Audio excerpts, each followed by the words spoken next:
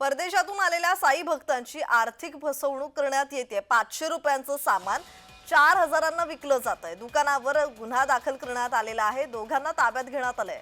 शिर्डीत झालेल्या दुहेरी हत्याकांडानंतर पोलीस प्रशासन खडबडून जागं झालं असून शिर्डीत भाविकांची लूट होऊ नये यासाठी दलाल मुक्ती अवैध व्यवसायांवर कारवाई सुरू केलेली असताना साई भक्ताची आर्थिक लूट झाल्याचं समोर आलंय।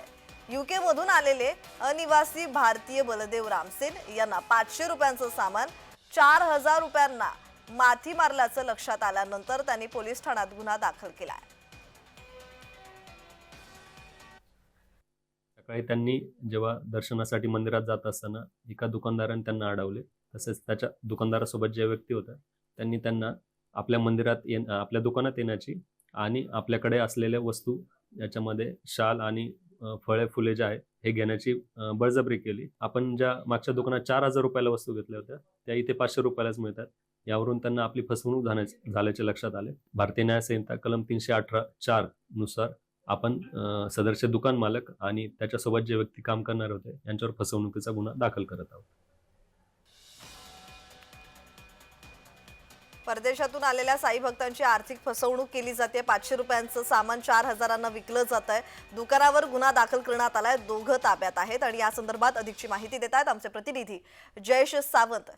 जयेश, शिर्डीत चाललंय तरी काय असा सवाल उपस्थित होतोय, कारण दुहेरी हत्याकांडानंतर आता शिर्डीतल्या भाविकांची फसवणूक केल्याचा प्रकार उघडकीस आलेला आहे आणि शिर्डीत आणखी एक घटना समोर आली आहे, ती म्हणजे बंदुकीचा धाक दाखवत चाकूचा धाक दाखवत लुटण्यातही आलेला आहे। या संदर्भात अधिकची माहिती।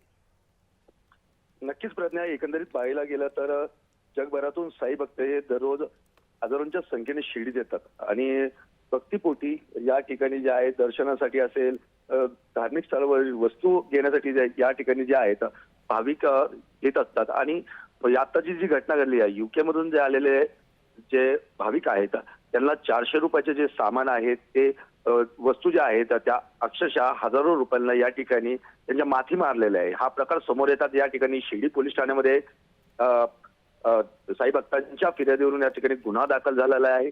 आणि या शिर्डीमध्ये आता जे पॉलिश करणारे आहेत किंवा हे सामान विक्रेते जे आहेत ते मोठ्या प्रमाणात आता साई भक्तांची जी आहे ती आर्थिक लूट केल्याचं समोर आलेलं आहे। त्याचबरोबर या ठिकाणी आपण बघितलं तर कोपरगावमध्ये या ठिकाणी साई भक्त हे साई दर्शनाला येत असताना त्यांची गाडी अडून या ठिकाणी साई भक्ताला लुटल्याचा एक मोठा प्रकार, धक्कादायक प्रकार घडलेला आहे। एकंदरीत या शिर्डीमध्ये वाढलेल्या गुन्हेगारीचे हे एक द्योतक म्हणावे लागेल प्रज्ञा। ठीक ठीक ठीक, धन्यवाद जयेश तुम्ही दिलेल्या माहितीसाठी।